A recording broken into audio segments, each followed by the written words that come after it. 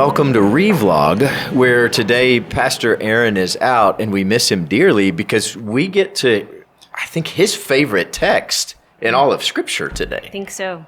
I do think it's funny and fitting, though. Our literature here takes us to Ephesians 5:17 and 18, and then just skips Pastor Aaron's favorite verse, Ephesians 5:19. I think they did it on purpose. I think they did it on purpose to spite him, too. This round table restores that.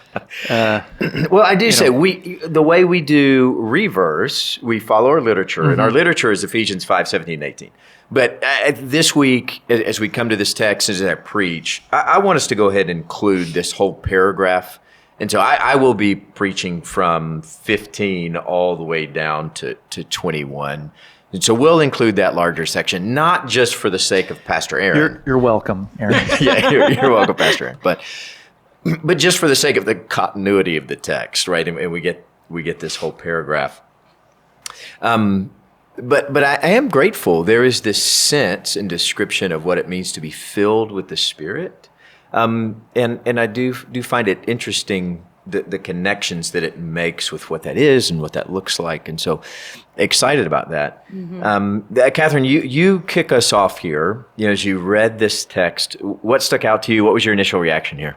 Well, thinking back to something that we have talked a lot about as ministers and directors, and the movement of the Spirit and what that looks like. And one of the things that you have pointed out is being filled with song. Yeah, right. And so I think it's neat that here we see that in Scripture, that, when we're filled with the Holy Spirit, we can't but help, but not to sing. That was a fantastic sentence. It was a double negative for a positive. Yeah, that's right.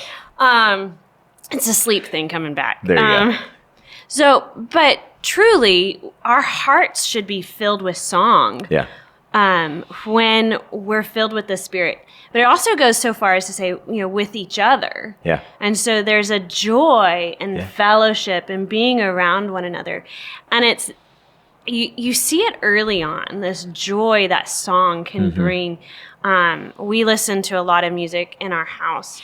And this morning it was really sweet because when Adeline got up and I'm holding her, she immediately started going, Hosanna, Hosanna. Wow, that's pretty sweet. It is sweet. She has this song that she just loves where you shout Hosanna. Yeah. And, while she's still young and learning, but we see the joy that the Spirit can bring through song. Yeah. And when we're filled with the Spirit, that just bubbles out of us. Yeah, and just it's why song is a necessary part of our worship, right? It's an expression of our joy in the Spirit, and that should remain. That should be a constant in the Spirit.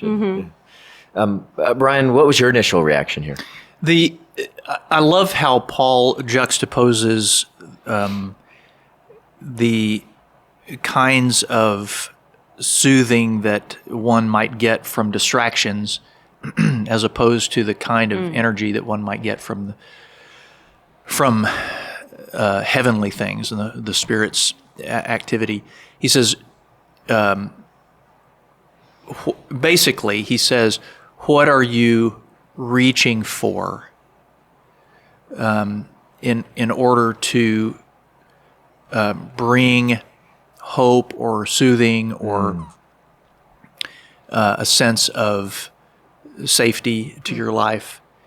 And then he says it by saying you can reach for something like alcohol in order to anesthetize your life. Yeah.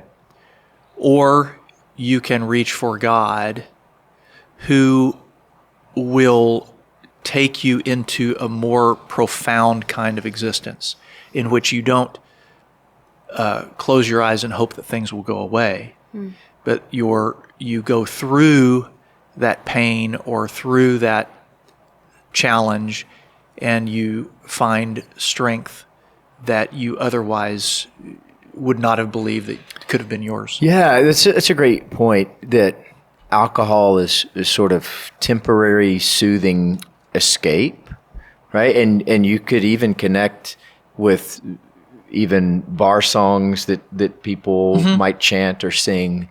But I think the connection here is it's always temporary, and it's an escape from reality that's ultimately unhealthy.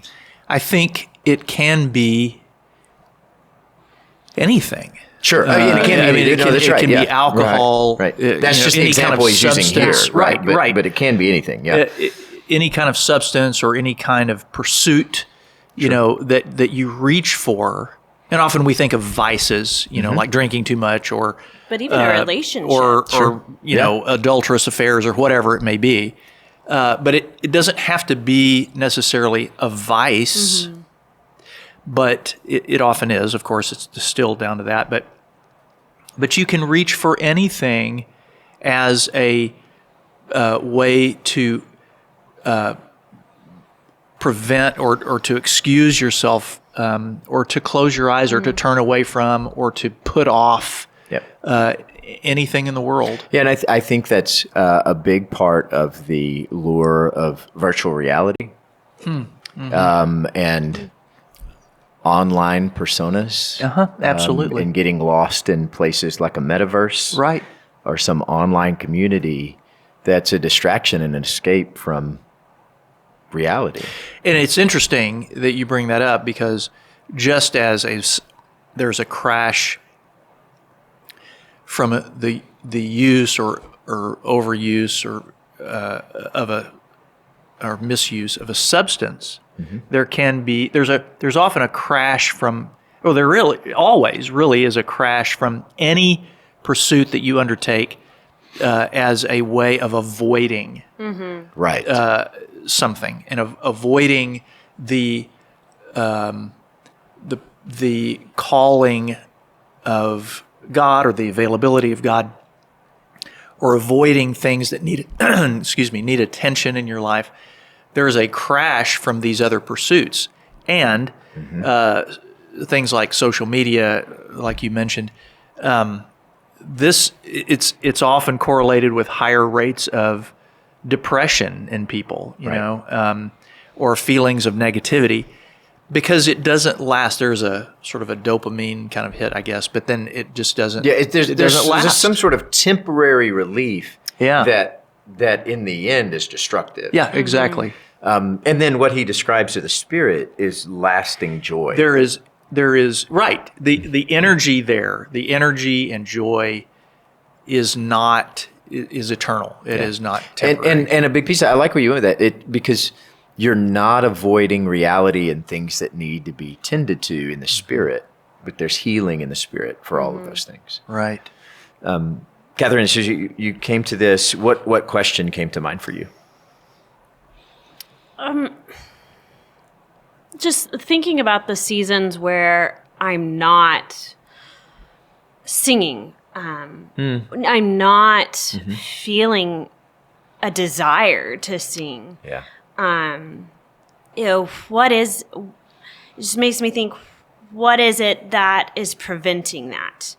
What have I not been filling myself with? Like you said, I mean, it can be a good thing inherently that becomes a vice in a sense. Yeah, I'm with you. If I'm spending all my time,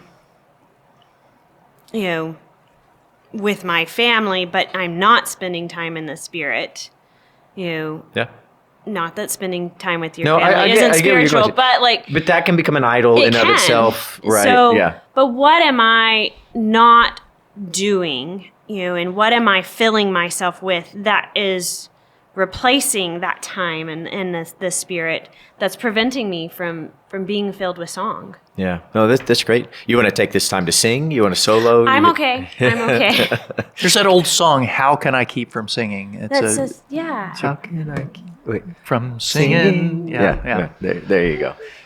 We'll just play that over and over again. Right. Thanks. Bryan, what about for you? What question comes to mind here? The great display of avoidant behavior in the Bible is Jonah. I mean, it is Jonah. He runs away, And that, we say, and it's true, avoidant behavior itself doesn't end well. But boy, when he finally, and the pain goes up the more he avoids. There's this inverse relationship. He doesn't do it, but yet the pain goes up. And so at the end, he finally does, he just finally goes there reluctantly, and he just has it out with the Lord, and the Lord doesn't squash him. He says, should I not have compassion on these people? And that's kind of it ends in that new revelation that God is a God of the Ninevites too, not just Israel. And he cares about them. But boy, the pain. So, will I take stock of what I'm avoiding? Will I take God up on that invitation? That's my question. Yeah, I love it. Yeah, well said. And we'd love to hear your thoughts as well on this text if you would comment below.